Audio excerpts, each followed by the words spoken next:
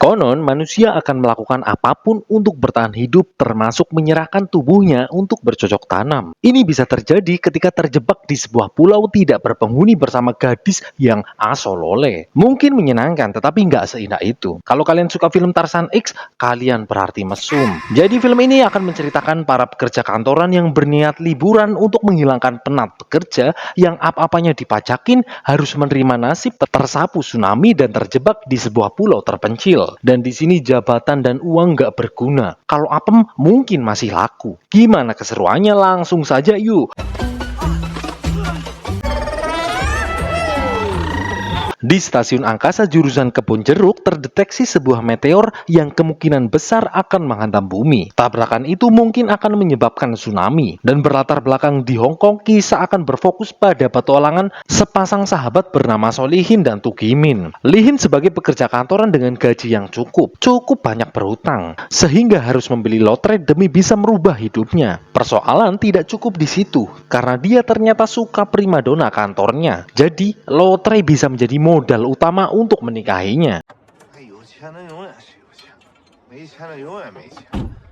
Tepat pada hari ini, kerjanya akan melakukan liburan sebagai hadiah dari bosnya yang bernama Hengki. Beruntung Lihin dan Gimin tidak tertinggal. Lihin sangat perhatian kepada Sen, namun dia begitu cuek.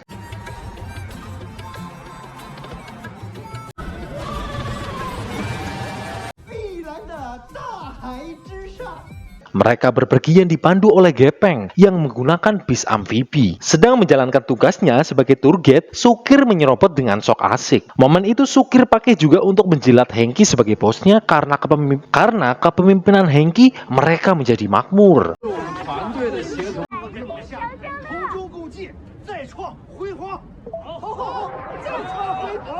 Entah mimpi apa semalam, lotre yang dibeli Lihin memenangkan hadiah sebesar 60 juta dolar. Itu membuatnya lepas kendali saking bahagianya. Dan pasti uang sebanyak itu akan bisa merubah hidupnya. Namun...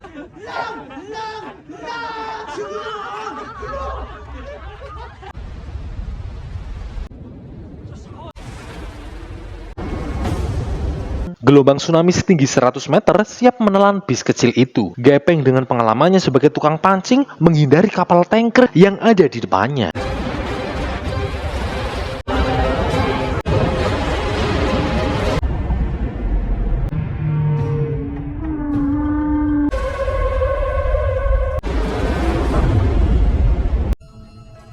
Walau bis yang mereka tumpangi hancur, para penumpang berhasil selamat. Kegembiraan yang mereka rasakan dengan sekejap berubah menjadi petaka. Lihin lalu mencari penumpang lainnya, terutama San. Embu Kepriwe San ternyata terjebak di bawah batu. Dari sini petualangan mereka di pulau tak berpenghuni pun dimulai. Gepeng lalu kembali setelah menemukan beberapa sumber air dan makanan seperti beri dan jamur. Namun informasi dari Gepeng tidak menenangkan, karena di pulau yang nggak tahu di mana sembarang makan jamur bisa berbahaya, bahkan bisa panuan. Gepeng lalu dimintai pertanggungjawaban sebagai penyedia jasa wisata. Profesor menyadari kalau tsunami yang terjadi pasti karena meteorit yang sebelumnya diperkirakan memang menabrak bumi.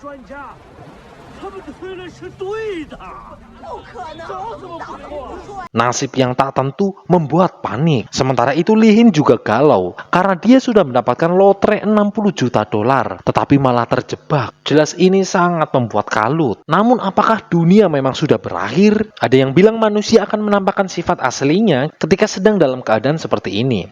Penuh masalah, ada yang bingung, ada yang marah. Namun apapun yang terjadi, mereka harus tetap bertahan hidup.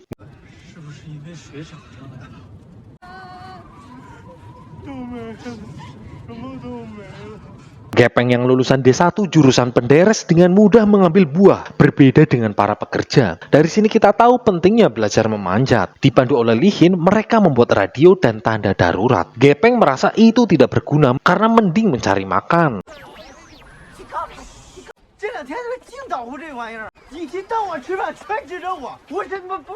Keahlian Gepeng didapatnya karena pernah jadi tentara teradak. Di keadaan yang serba terbatas, masih saja si Bagong merasa jabatannya lebih tinggi, sehingga dia berhak memerintah. Tetapi si Ucok tidak peduli. Sikapnya yang cuma omdo juga membuat Gepeng marah. "Kau 我跟你道歉，你叫于总是吧？啊，你叫张总是吧？不是，滚！" ， "我叫赵天龙。少保安，保安怎么的？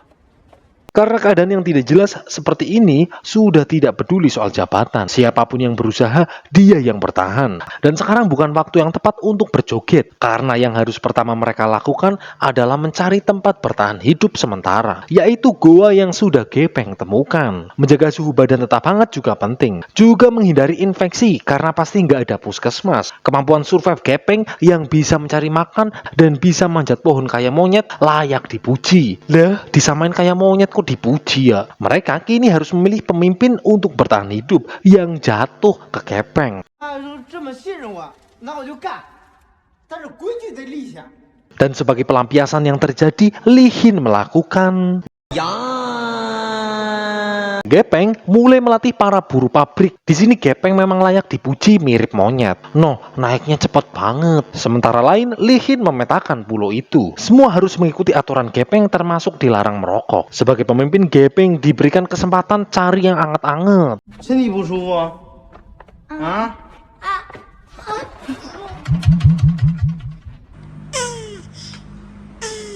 Lotre yang didapatkannya menjadi bahan bakar Li Hin untuk semangat mencari jalan keluar. Namun dia harus terima, pulau ini dikelilingi oleh lautan biru yang tidak bertepi. Gepeng semakin semena-mena, dan sebagai pemimpin aturannya mutlak. Li Hin juga dilarang makan karena dia tidak bekerja. Dan jelas pertarungan tangan kosong Li Hin juga bukan tandingannya.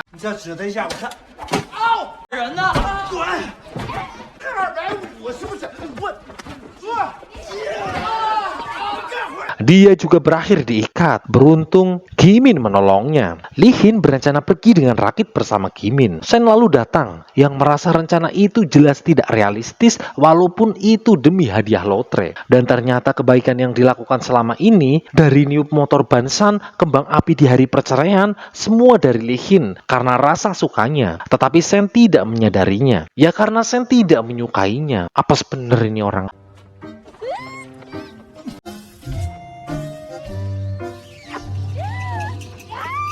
Mereka berdua nekat pergi dengan rakit. Walau itu berat, mereka lakukan demi kebebasan. Di tengah laut, mereka menemukan bangkai burung kutub. Mungkinkah benar kutub sudah meleleh dan sampai akhirnya mereka kembali lagi ke pulau itu?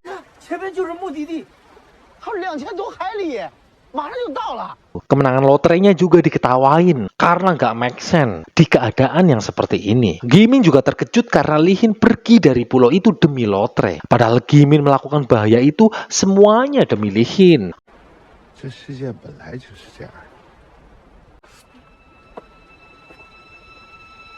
Kalau benar daratan kutub sudah mencair, berarti dunia memang sudah hancur. Uang yang menjadi alat utama penyangga kehidupan pun sudah tidak berguna. Hari ke-25, Gimin masih marah dengan Li Hin yang egois. Gepeng begitu semena-mena. Sebagai hukuman karena mencoba kabur, Li Hin disuruh harus mencari ikan sekebun. Hengki tahu rasanya kehilangan yang berharga karena dia pun merasakannya. Lalu Hengki mulai merencanakan kudeta. Sikap Gepeng yang semena-mena menjadi pemicu pertikaian. Tapi semua takut karena saat ini yang terpenting adalah makanan, dan hanya Gepeng lah yang mampu mencarinya. Hengki mulai memberikan pertimbangan di dunia modern yang sudah punah. Apa benar akan tetap hidup seperti ini? Namun Gepeng memberikan tamparan keras. Sepintar bahkan profesor pun akan menurunkan martabatnya demi makanan.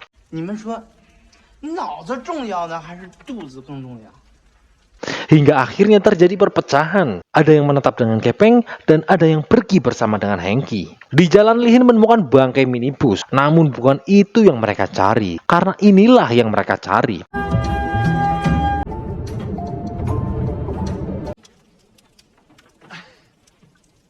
Sebuah bangkai kapal tanker. Ini penemuan yang luar biasa. Apalagi banyak benda yang bisa digunakan. Kapal itu mungkin menjadi harapan baru. Makanan pun lebih mudah didapat. Gimin mulai memaafkannya. Dari sini Li Hin berjanji akan membagi hasil lotre secara adil. Yaitu 70%, 30%. Lah, mana adilnya?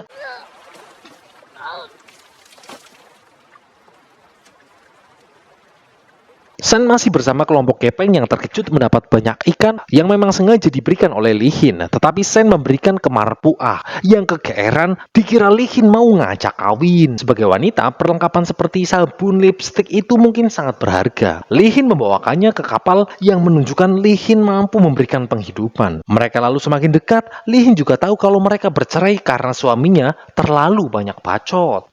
他是我这个希望，我不能把它熄灭了，对不对？ Tiba-tiba saja orang-orang di kelompok gepeng terkejut melihat tempat yang begitu nyaman. Hengki lalu ingin membuat sistem pembelian dengan kartu poker. Kartu itu bisa ditukar makanan. Dengan kartu itu bisa membeli apapun yang ada di kapal. Sungguh cerdas. Jelas gepeng tidak terima dengan sistem seperti itu.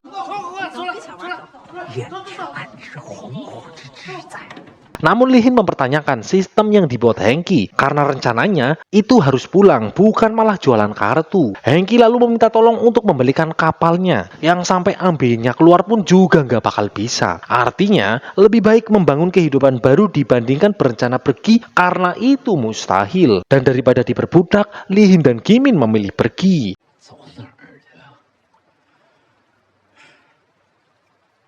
Hari ke-60, tidak ada yang kembali ke gepeng. Li Hin dan Gimin membuat tempat tinggal sendiri. Sekarang, terbentuk 3 kelompok. Li Hin masih berharap untuk masih bisa kembali, apalagi dia mendapatkan lotre yang sangat banyak.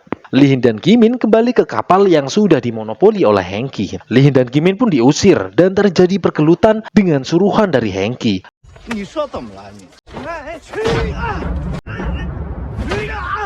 你放放开！ Yang bahkan Sen saja sudah terhipnotis oleh Hengki. Malam harinya Sen menemuinya. Apa yang dilakukan Li Hin dan Gimin jelas bego. Lah masa 2 lawan semua orang. Sen memberikan ikan sebagai ganti, pernah memberikannya mie. Tetapi harga diri Li Hin terlalu tinggi untuk menerimanya. 女的就是方便啊。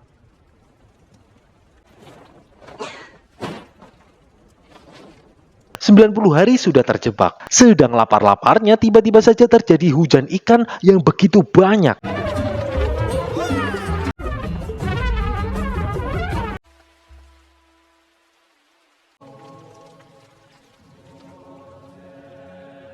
Dengan ikan sebanyak itu bisa makan sampai mendelik. Mungkin ikan-ikan itu ganti lotre yang didapatkannya dari Tuhan. Dan dari momen ini Li Hin sadar hidupnya harus berubah. Dia harus realistis untuk menerima keadaan seperti ini. Ikan-ikan itu menjadi modal untuk melakukan barter. Ada 3 hal yang akan Li Hin lakukan. Yang pertama, pengumpulan. Apapun yang tidak terganti di pulau ini itu berharga. Yang kedua, buat ketergantungan. Dengan konflik yang terjadi, Li Hin akan berpihak satu kelompok, yaitu gepeng, karena pikirannya lebih simpel.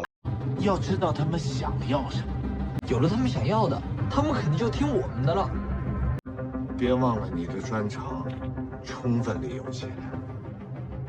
Li Hin lalu menemui Sen untuk meminta maaf. Pas sekali Sen lagi mandi, momen itu untuk melobinya. Kali aja bisa mandi bareng. Tetapi yang keluar malah Marpuah. Stok ikan semakin sedikit. Gimin memancing untuk meminta bantuan ke Hengki. Gimin tahu yang akan terjadi, jadi meminta San untuk menemui Li Hin. 你能张嘴，说明咱是一家人啊！借，当然得借。借一会儿，什么什么？ Pertemuan terjadi. Hengki yang otaknya kapitalis menekan gepeng dengan sistemnya. Jelas gepeng yang barbar melakukan. 哎呀，哎呦！都给我抢！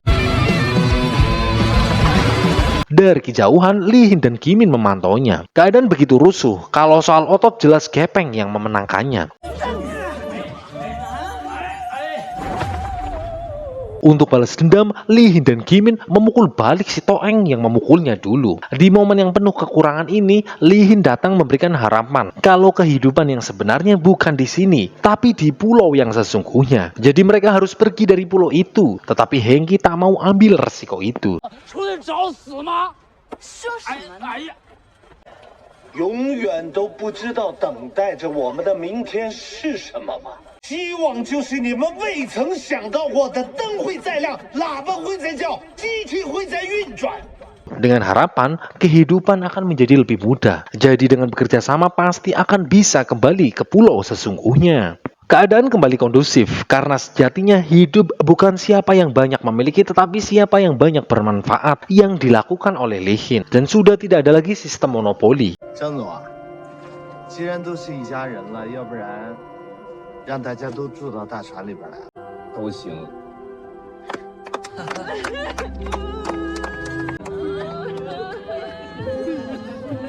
Begitu lama tak mendengar kabar dari keluarganya, melihat foto pasti akan sangat berharga. Dan menjaga kesehatan dengan berolahraga juga penting, apalagi dikasih boba. Kehidupan mereka mulai membaik di tempat yang penuh dengan keterbatasan. Kini Lihin dan Gimin menjadi penguasa di sana. Gimin yang lulusan STM dengan mudah memperbaiki barang-barang elektronik. Dan untuk meneruskan peradaban, mereka harus berkembang biak. Dan dengan sistem curplos yang dijelaskan oleh profesor akan meningkatkan kekayaan DNA. Tapi apa pada gelem? Karena ada hal yang lebih penting untuk ngeprut, yaitu cinta. Kisah asmara Lihin mulai sesuai keinginannya. Sen mulai menerimanya. Lalu mereka mencari tempat sepi untuk bercocok tanam.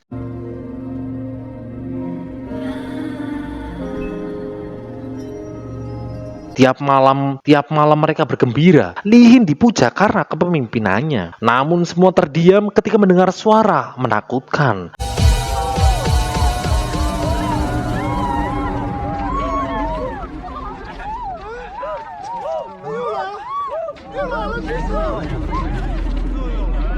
Lalu Gepeng bersama Gimin dan Lihin mencarinya, dan sungguh mengejutkan karena suara itu. 哦，哎，哥，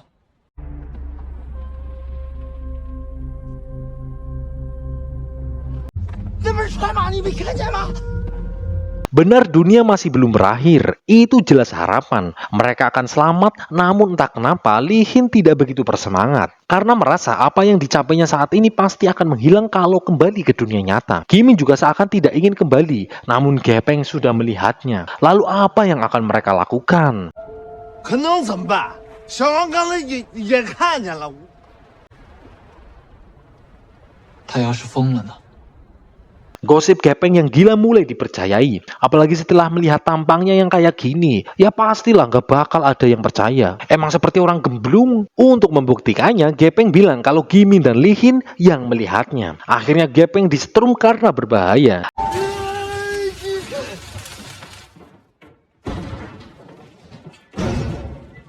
Dan larangan untuk naik gunung pun berlaku. Sen merasa apa mungkin akan tetap seperti ini kalau sudah kembali di kehidupan normal. Dari sini Lihin meyakinkan akan tetap hidup di sini selamanya. Gepeng sekarang dianggap gemblung, tetapi berapa lama mereka akan menyembunyikannya. Gimin ingin tetap menguasai pulau itu dan mencari cara memonopoli yang dipakai oleh Hengki sebelumnya. Namun dia malah cuek karena dialah yang berkuasa.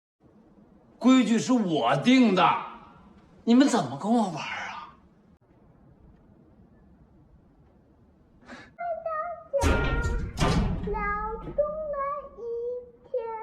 Tetapi Gimin punya hal yang sangat berharga bagi Hengki, yaitu video anak perempuannya. Dengan mengancam akan menghapus filenya, Gimin meminta banyak hal, termasuk kamar, hingga kekayaannya di dunia nyata. 本人张继强，自愿将名下产业、祥瑞大厦4至7层。 Dan melihat itu Lihin mengingatkannya. Tetapi Gimin merasa apa yang dilakukannya begitulah cara kerja dunia. Lalu mereka membuat kesepakatan untuk penyerahan hartanya. Dari sini Lihin melihat sisi berbeda dari Gimin. Tindakannya membuat marah, tapi itu dilakukan demi hidupnya. Karena mesin kapal akan mati dan jaring ikan pun sudah rusak. Mungkin ini adalah kesempatan satu-satunya. Dan sebelumnya Gimin tunduk karena Lihin punya lotre. Namun kini keadaan berbalik karena Gimin lah yang memegang lotre. Lalu apa yang akan dilakukannya? Tiba-tiba, apakah ini akhirnya?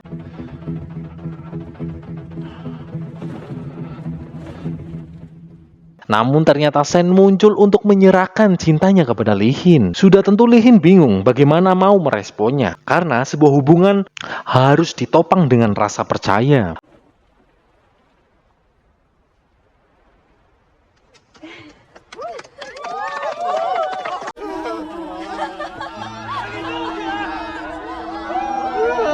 Dalam tangisnya Lihin mengungkapkan kalau apa yang dikatakan Gepeng memang benar, bahwa ada kapal lewat seperti yang diucapkan Gepeng. Namun kali ini Gepeng menyangkalnya dan Lihin yang dianggap kentir.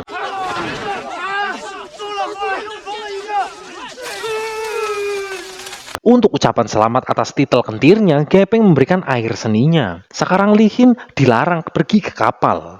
Li Hin mencoba memberitahu kepada Marpuah soal kapal yang datang 2 hari lagi, tetapi malah disuruh makan daun karena dianggap gemblung. Sen datang meminta kejelasan apa benar Li Hin kentir, tetapi Gimin di belakangnya. Dan demi keselamatan Sen, Li Hin berpura-pura kentir. Kali ini Li Hin akan mengikuti rencana Gimin.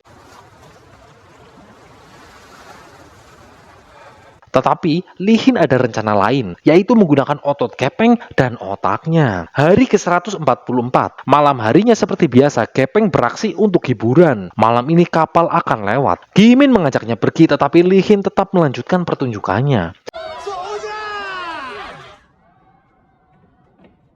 Diam-diam Gepeng merusak kapal, dan Gimin masih belum sadar. Tetapi pertunjukan itu berubah ketika Sen menunjukkan kekecewaannya. Dari momen ini terjadi kekacauan.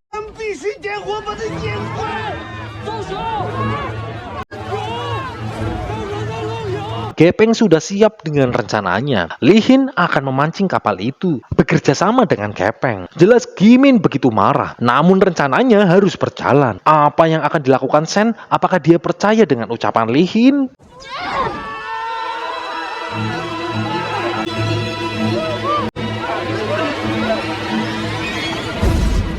Tiba-tiba Hengki keluar. Karena banyak bacot, Li Hin menyentrumnya.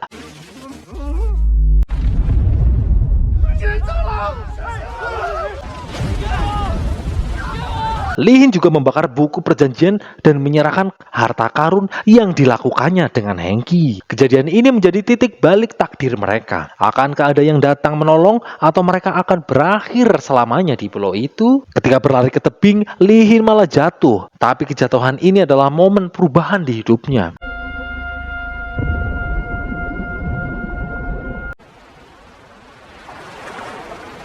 Karena ketika bangun semua orang sudah pergi dan tersisa sedikit logistik dan bangkai kapal. Ternyata tertinggal hanya ada Sen. Yang lain sudah pergi. Sen ternyata memilih untuk menemani Li Hin berdua di pulau itu. Dan film pun berakhir sampai di sini. Dari film ini kita tahu, si Ma Dun dilarang bermain bola oleh ayahnya karena takut terlena dengan gemerlap kepalsuan dunia. Jabatan dan uang tidak menjamin kebahagiaan kalau jabatannya rendah dan uangnya sedikit. Sekian dari Mimin, salam olahraga dan matur nuwun.